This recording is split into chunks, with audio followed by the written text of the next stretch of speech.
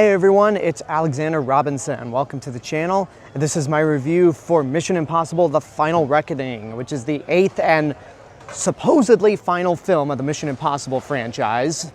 Whether or not I believe that, I'll touch upon later in the video. Anyway, we once again follow Ethan Hunt, played by Tom Cruise.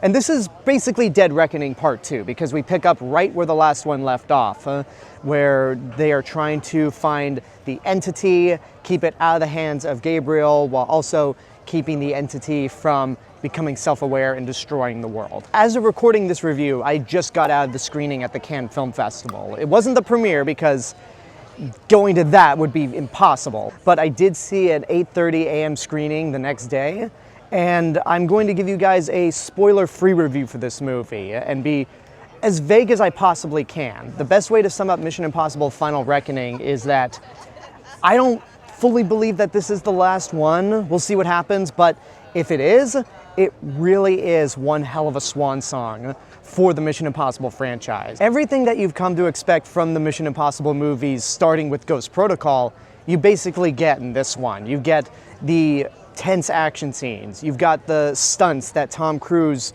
is, of course, crazy enough to do, and that airplane sequence, you've seen it in the trailers. The posters are built around that.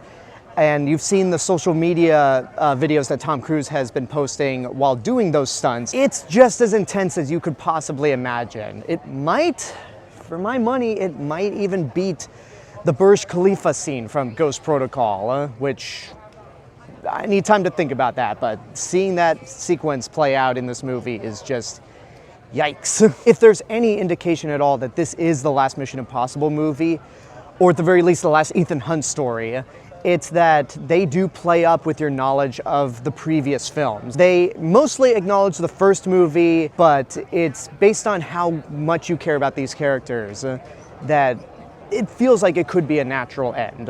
And the cast, once again, does a really good job. Tom Cruise is, you know, I mean, there's not much else to say about his character at this point. Ethan Hunt is very much focused on the mission. He puts everybody else above himself. And his stunt work is just as amazing as ever. Ving Rhames is, of course, great as always as Luthor, and he really has been the heart of the Mission Impossible franchise. The friendship between Luthor and Ethan Hunt has always been strong, and I feel like this is the movie where it really is at its strongest. Simon Pegg as Benji has obviously stepped up from the last couple movies and isn't simply comic relief. He has a few funny moments here and there, but he is just as competent, as serious at the mission as Ethan Hunt is. I don't think this is quite a perfect movie though. There are a lot of scenes in this movie that revolve around exposition, and again, your knowledge of the previous films. While it can work on an emotional level, if you're not caught up with the previous movies, then there are points where you may very well get lost in what's going on. And also, the movie's pushing 3 hours, and I think they could have trimmed down some of the action scenes. I mean, they're good for tension building, but at the same time, you're kind of like, what else are they gonna do next? Like, it's not long in the sense of, okay, I'm getting bored, let's wrap it up. It's just, this is exhausting. But overall, despite those small problems, Mission Impossible: The Final Reckoning might very well be my second favorite of the franchise. I still think Ghost Protocol is the best of the franchise and my personal favorite, but I think it might be better than Fallout, which is a controversial thing to say, but that's how I feel at the moment. So at the moment, I say Mission Impossible: The Final Reckoning is worth seeing in your lifetime. I know I'm just coming off of a Cannes screening for this movie, so it's exciting to see it at this festival, but I feel very honest about my feelings towards this movie. So it doesn't come out until next weekend.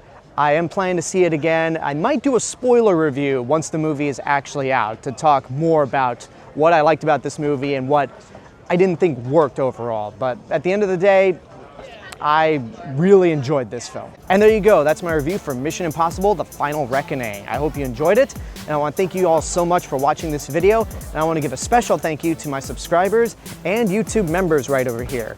You guys are the reason why this channel continues to grow every day, and if you want to help to financially support the channel, you could do so via YouTube memberships for as little as $1.99 a month. But until next time, I want to know what you guys think about The Final Reckoning, if and when you've seen it. Whatever your opinions are, let me know in the comments below. Don't forget to like the video, subscribe to the channel, and hit the bell button to get notifications. You can also follow me on these social media platforms and my theme park and travel channel right here on YouTube. I'll see you guys in the next video, but until then, have a good day and take care of yourselves.